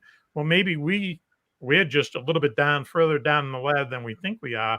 And the explanation is something we can't understand just as well as a lion can't understand what a camera is. It's a possibility because these things have been around for years. We're talking about the last century, but let's face it, they've been seen for years and years and years. Okay, but no one nowhere has ever really come out with, okay, this is the explanation. This is the explanation that even makes sense. If anybody says they're an expert on UFOs, run like hell. Yeah, right. There's no such a thing. It's a big mystery, and I'm hoping that we find out someday. But again, maybe we just aren't smart enough to comprehend it. Yeah, this is I'm not sure what this is. This was sent to me yesterday. I've been trying to text someone. That's the one over Italy. What's that? It's over Italy, I believe. Oh, you know this particular. I'm sure I've seen that picture before. I think it's over Italy, but I can't remember exactly where and when. Yeah, I was trying to find that out. I had seen that image before too, but it looks old. But prior to the 1940s, I have no idea. No, I think it's more contact. I think it's more 1960s and 1970s. I can't remember exactly the circumstances where it was taken, but I think it's Italian Air Force. And I think it's in the 60s or maybe the 70s. I see. As far as, the Germans, going back to them, because that fascinates me. I think, do I have this right? Were they the first ones to develop something like the jet engine, or was that? Depends. There were certain people mucking about with jet engines in the 1930s. So you had the Italians, they had a kind of a strange contraption, was part jet engine, part piston engine.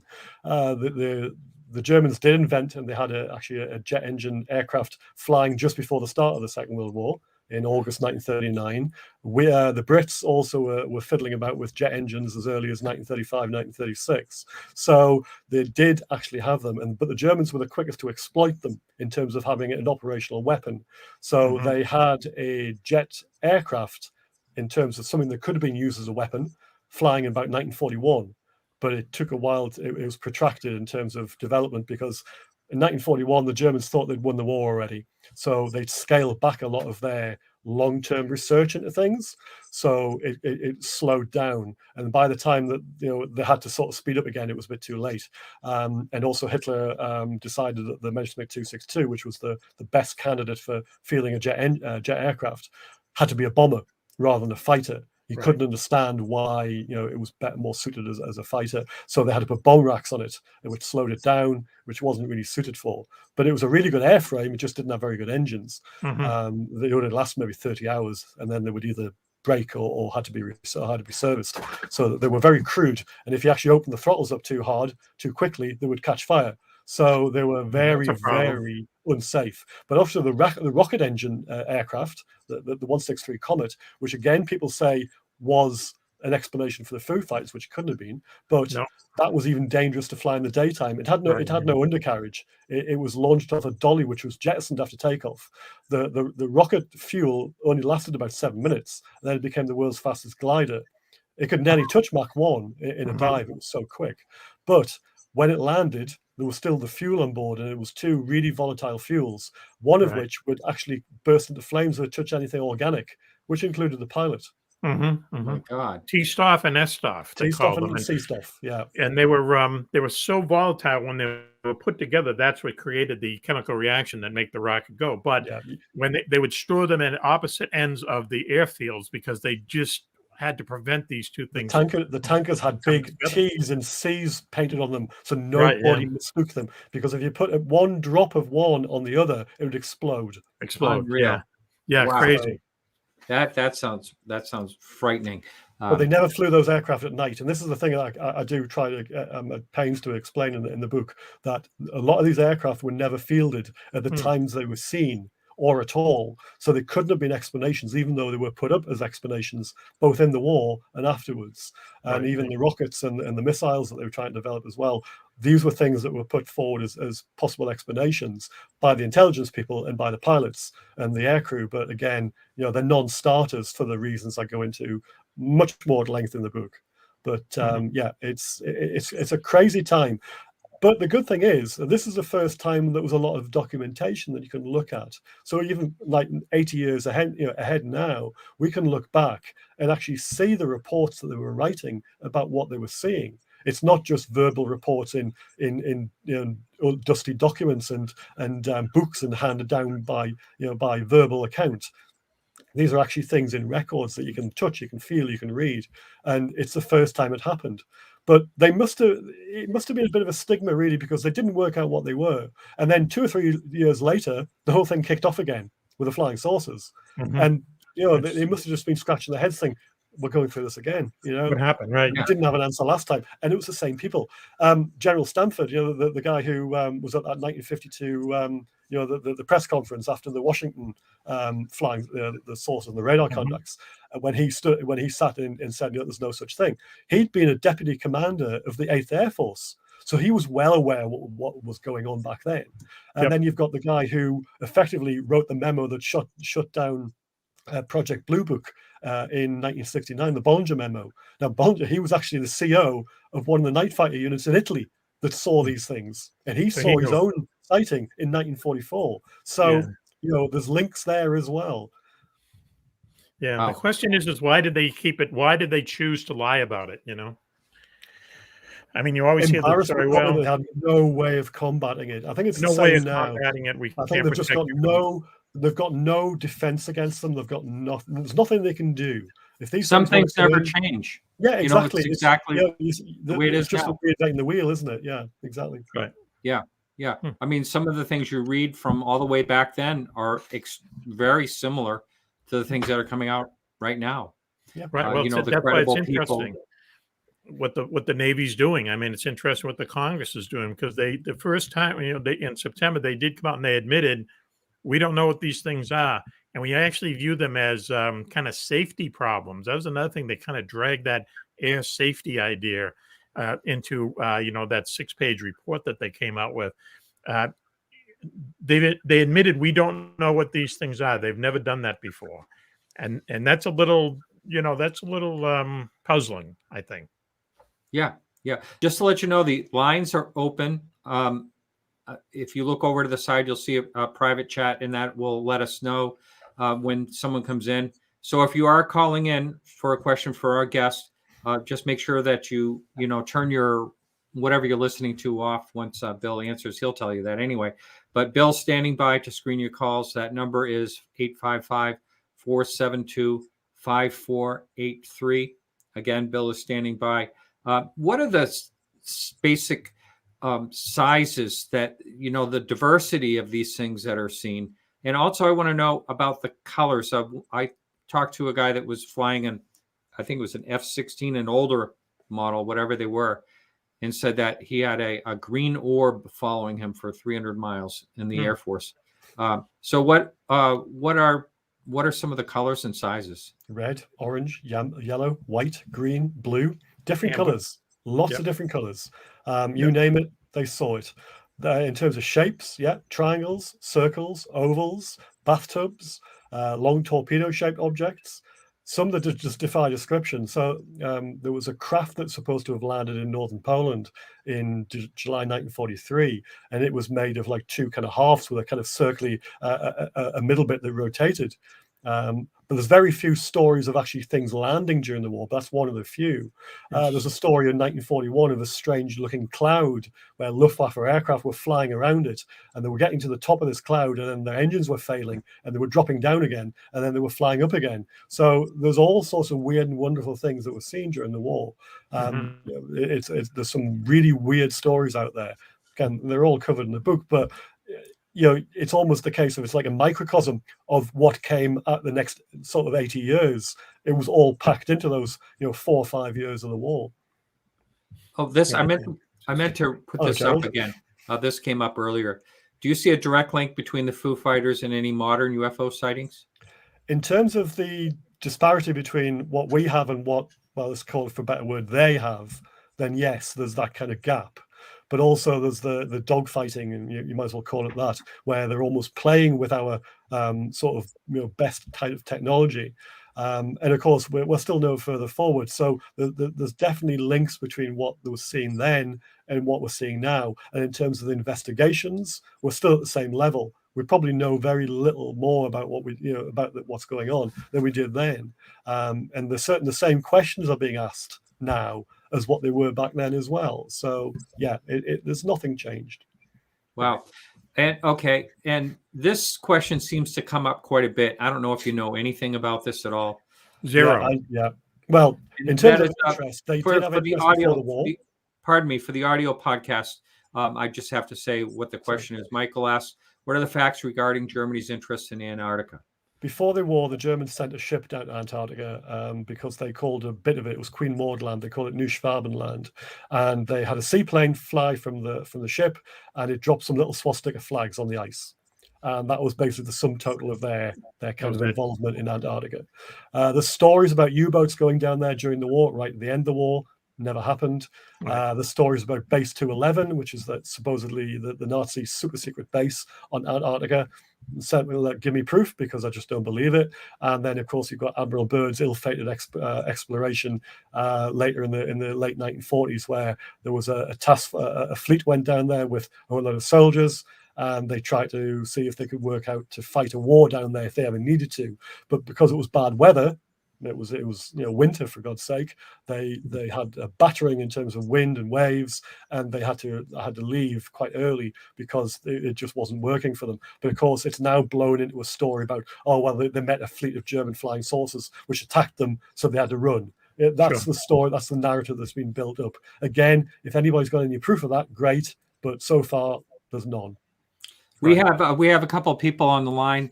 Our first guest is Earl from Washington State. Earl, welcome to the show. You're live on the air. How you doing? How are you doing? And good. I like your style, but I want to ask you a serious question. With the conditions that we find ourselves in today, with this pandemic, and all the pictures that are popping up all around the planet of these UFOs spraying gases out the back of their ships, and knowing that we're in a petri dish, I haven't heard anybody even come up with the theory that we're being poisoned. Why would they do it? Why would they do it? Well, there's been other people that have been in disclosing information about UFOs over the years, and I've heard the one guy that went down in the tunnel and got his fingers blown off, and then they found him dead in Portland years ago. I heard him mention that there was a certain amount of people that they wanted dead on this planet by a certain amount of time. And you're right. Why would they tell us? But what I'm getting at is that why the experts that, I see the same things that you see, and I've heard the same thing that you've heard over the years. And it just makes sense to me. I mean, and when you think about it, why would the Chinese start knocking off their own people with this thing? We know Fauci did this and did that and the other, but you saw, and I know if you've seen it or not, but it was one of the astronauts that went up on the moon. He's one that was into the crater, and then the reptilians were surrounding him in the crater. And he's the one of the YouTube shows I saw, and there was a woman that said, I got one. And she had a picture of them that wasn't cloaked. This one was not cloaked. There was two of them, and they were spraying gases out the back of them in California. And now, I mean, listen, one minute you got something popping up over in South Africa, the next minute it's here within 2 days. I mean, they're spraying all over the planet, and I've seen it in South Africa. Yeah, I've seen it everywhere. Well, I don't know about any of this as far as what the facts are. I don't know if anyone wants to comment on this. I would just say, if they're looking to kill certain people on Earth, why are they trying to kill everybody on Earth? They should have the technology to hunt out the people that they want to whack and just go in and do it. The UFOs are not spraying the COVID virus over us. There's no such thing as chemtrails. If you believe that stuff, I think you should get a hobby or a girlfriend or something. All right. Yeah. Well, I don't buy the chemtrails either. I'm afraid. Earl, I used to read no about that offense. kind of thing in the 1990s and wrote it off back then as well. And same thought now. No offense, Earl, but this panel anyway, who's on here right now, we don't buy a lot of that stuff. Maybe it's where you're getting your information from. But anyway, we have Patrick now coming up on from Florida. Patrick, welcome to the show. You're live. Thank you. My question is, prior to the Trinity crash in 1945, did the American military have any knowledge that these craft were otherworldly? As far as we're aware, no. So there's no mention of aliens or extraterrestrials or anything like that in the records. Now, what they were talking about privately, I can't say. But in terms of things you can look at and you can see and you can read for yourself, then no. In terms of, you mentioned Trinity, so you're talking about a nuclear connection there. There was certainly aircraft that were seen over atomic research plants in 1945. But whether that's a link or not, I can't say. But yes, in terms of, are there records that say we're looking at an extraterrestrial threat or weapons or anything like that? I'm afraid not. There's nothing like that, Patrick. Sorry. Patrick, Okay, well, thank you very much. All right. Thank you, Patrick. So the lines are open. If you want to make the call, that number is up there, 855-472-5483. I just heard Patrick's feedback. So if you are calling in, make sure you mute your computer or whatever you're listening to for. The whole idea of that these things might be extraterrestrial really didn't start until the flying saucer craze. It just seems that way because during the war, as we've been saying all night, it was just a blanket, like, oh, they must be someone else's secret weapons. We have a war to win. It's kind of on the back burner. If we win the war, we'll find out. And that's basically what they did. But, back, and then in 1947, for some reason, we were a little bit, just edging up to the space race, that type of thing. Science fiction was a little more popular. Who knows why? And the country was bored, and all of a sudden, hey, these things might be from outer space. And you're seeing little green men from Mars. But before that, I don't think anyone way back when, that Churchill story notwithstanding, thought that, hey, these things are from someplace else. Even in 47, you can still see in the official records from different places that they weren't entirely sure that they were Russian as well. They couldn't get that quite out of their system. So the old habits die hard. The things that it was still the same people that were in charge from the war, and they were still thinking, well, there must be the other sides. So they were still thinking that if they're not aliens, we can't believe that too much. Are they Russian? So there was a lot of that going on as well. But yes, the alien angle came along in 47, as Max says. We got a couple more callers right now. We have Jeff from Indiana. Jeff, you're live on the air. Yeah, hello, good evening. I just want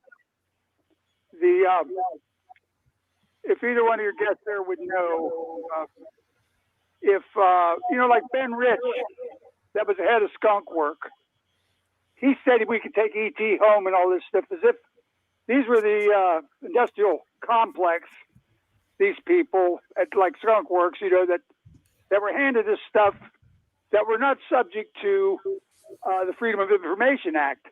The Pentagon is, but the private industry isn't. But he seemed to talk like he knew more.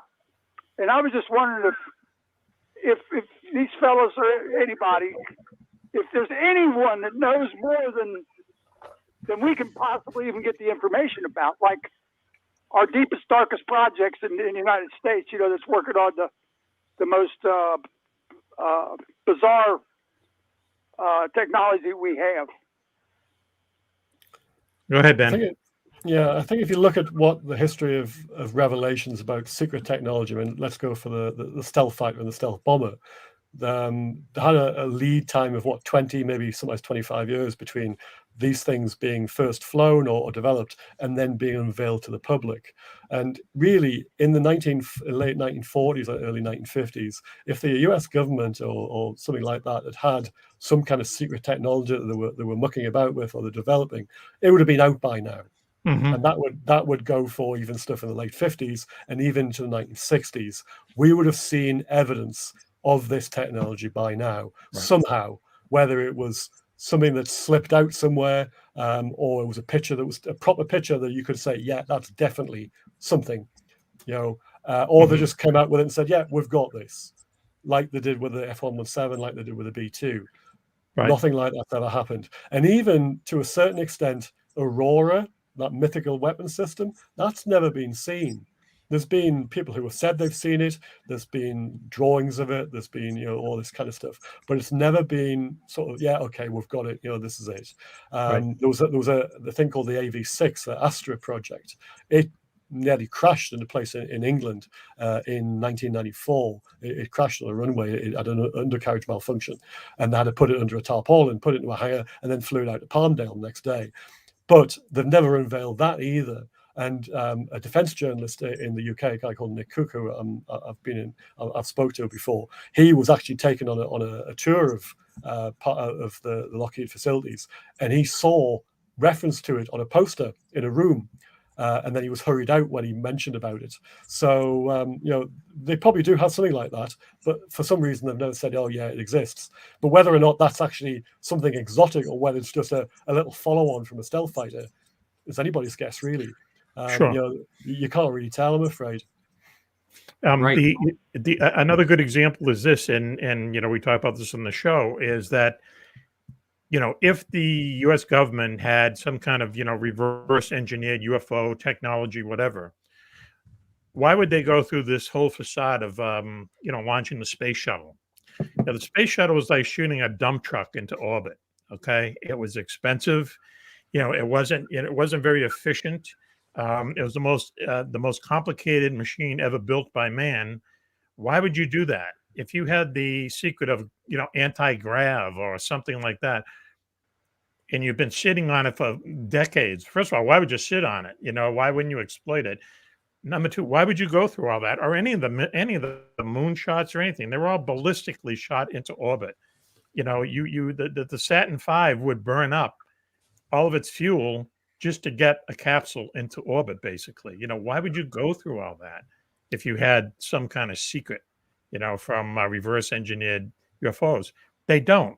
We'd live in a different world if they did. Yeah, and there's some proponents of this so-called secret space force, or space program, but I don't believe that either. Because again, the people who sort of spout this stuff, they never have any proof. It's all kind of smoke and mirrors.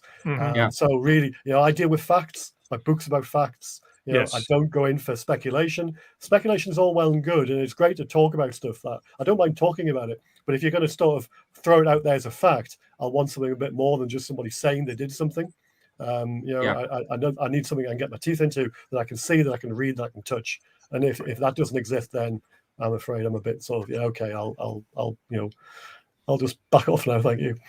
Yeah, You a know, little. We have a couple more people on the line, and just something I'll say that I never really talk about because it's behind, you know, the fourth wall, as they say, or whatever. But I do get contacted by a lot of people that want to be on my show, and all the time the secret space program type people want to come on my show Sure. and talk about it. And so I'm just not up for. I like the facts people, and this has been a really good show. In my opinion, we have. I just want to say, could I say something? You still there, Jeff? Yeah, I'm still here. I just want to say something. I thought that what Ben Rich said, if that was correct, he said that we can take ET home. He even stated that anything you saw in Star Trek, we've been there, done. Why haven't we done it already, Jeff? That's the question. Do you think he was pulling our leg, or was he lying about that? Because that's pretty extreme technology. Yeah. The teleportation. Yeah. Why haven't we done it already? Is the question then. Why would No, he we talk don't about If it? we've got the capability, why can't we do it now? Yeah. Thank you. Why do I have to sit in England? Why can't I just teleport myself across to Martin's house and do the show there? Do the show live? Yeah. Yeah, exactly. Yeah. All right.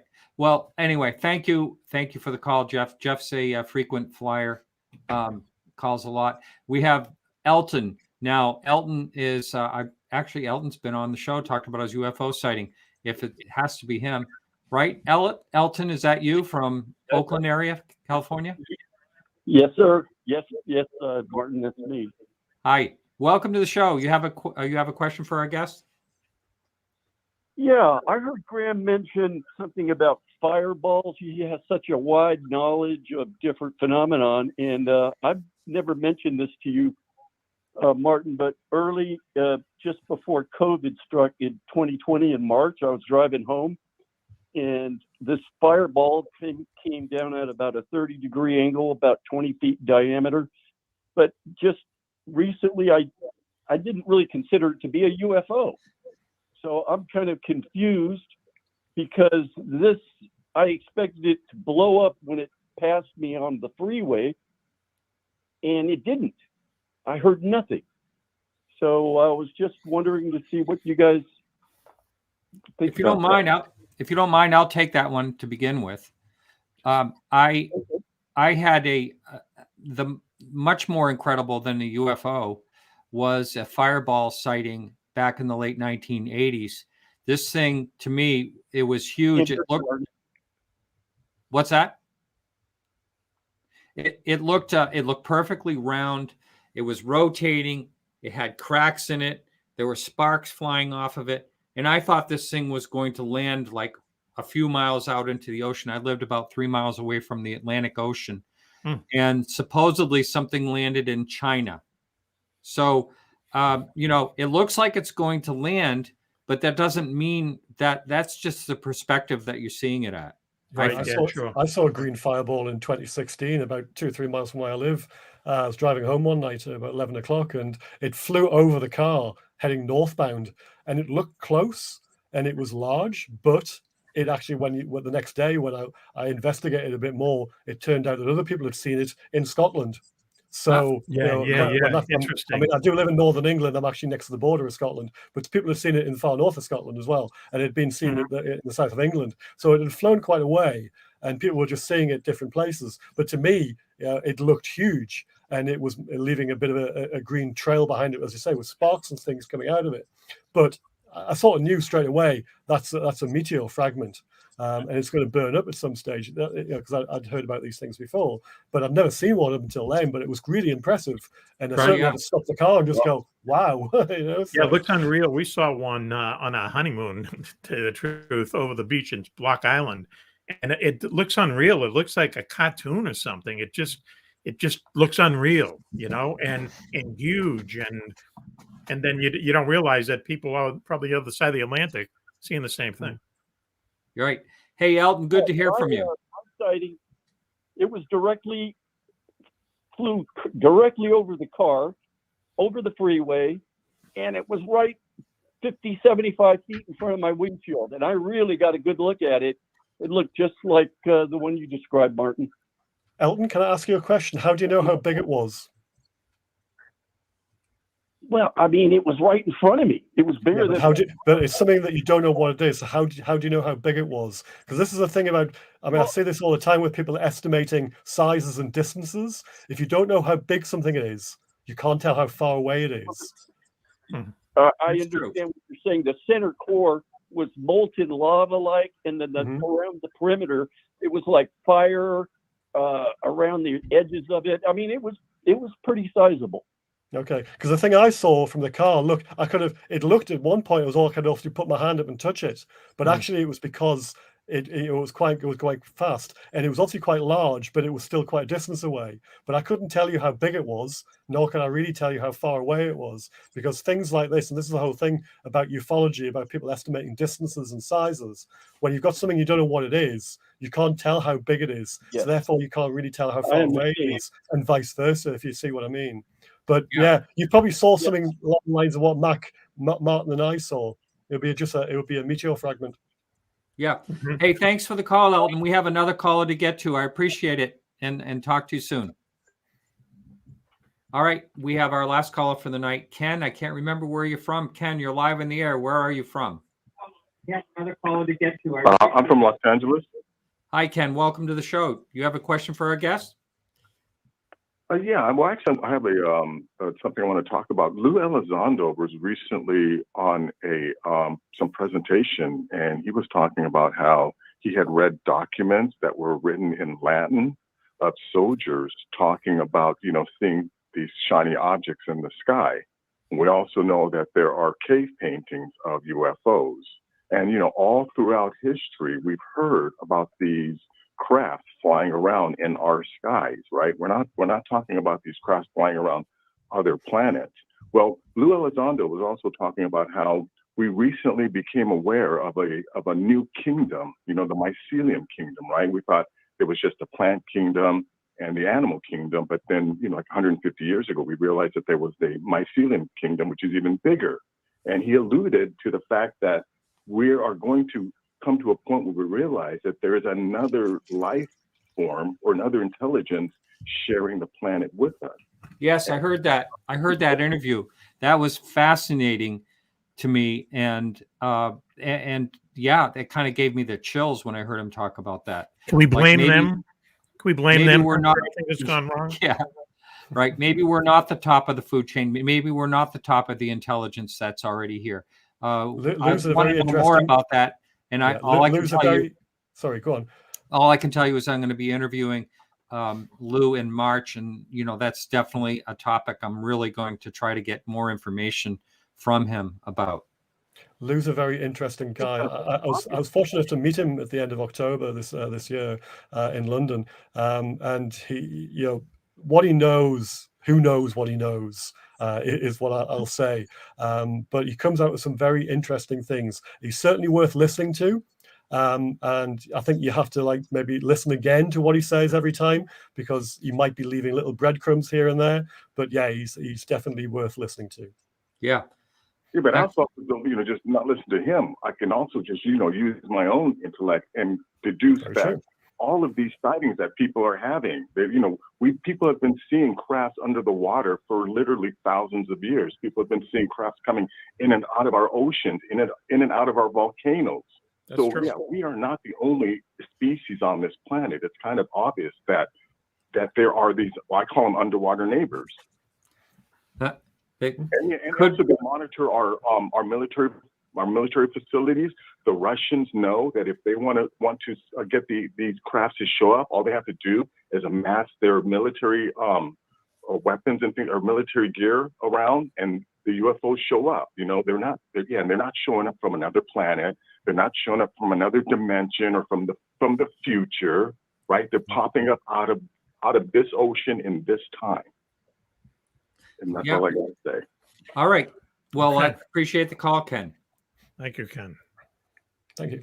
Yeah, I mean that is interesting. The for instance, the USOs is a whole nother thing that has been seen forever by military as well. I talked to Mark D'Antonio, who saw firsthand on a submarine test run he was on, where this fast mover going several hundred knots underwater, nothing can explain in our technology, especially 20 years ago. There's nothing that we had, as far as I know, that would ever go that type of speed. Right. So a really good mystery. Another one. So I would like to ask you, Graeme. We only have 2 minutes left. It's just we have to wrap right up in 2 minutes. But someone like you writing this type of book, I want to read stuff that you write. I want to read, so I want you to write more. And I'm planning to. Don't worry. Yeah. So let's hear what you have something in mind. So I'm working on something at the moment, which I'm not sort of at liberty to discuss at the moment, but it'll probably be out sometime in the new year. In terms of the book, if you want to read this, I don't know if you have it already, Martin, but there's the book. So that's UFOs Before Roswell, and it's got the picture on the front of the Wellington encounter. That was done by a couple of good friends of mine, Dan Zetterstrom and Olof Rockner, who comes from Sweden. So they came up with that. And if you see, the foreword is by Sean Cahill, who was one of the witnesses to the 2004 Nimitz encounters.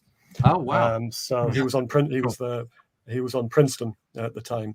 So he was good enough to do the forward for me. So the book's available on Amazon. I've got other books which are to do with aircraft, which are on there as well. But I'm working on another UFO book, which will be out in the new year. I'm also looking to do a book about the Pacific War, in terms of Foo Fighters as well at some stage, which I'm in the early stages of looking at. But also, I'm still finding information about the European side. So hopefully there'll be another follow-on volume for that as well. And if anybody wants to talk to me, my Twitter handle's there. That's at Borders750. You can get in touch with me that way. All right. I do want to talk to you too, because I have something to talk about with you from someone I spoke to at some point. So I will be in touch with you. Thanks so much. Okay, we are right man. at the end of our time. All right, take care. Thank you. Thanks. Bye. Bye now. And Mac, quickly, just a quick second. When's your show? Where can people find Military X-Files? Okay, on the best place to go to look for us is on Apple Podcasts. Mack Maloney's Military X-Files on Apple Podcasts. All right. I just Google Mack Maloney's Military X-Files. You'll find us eventually.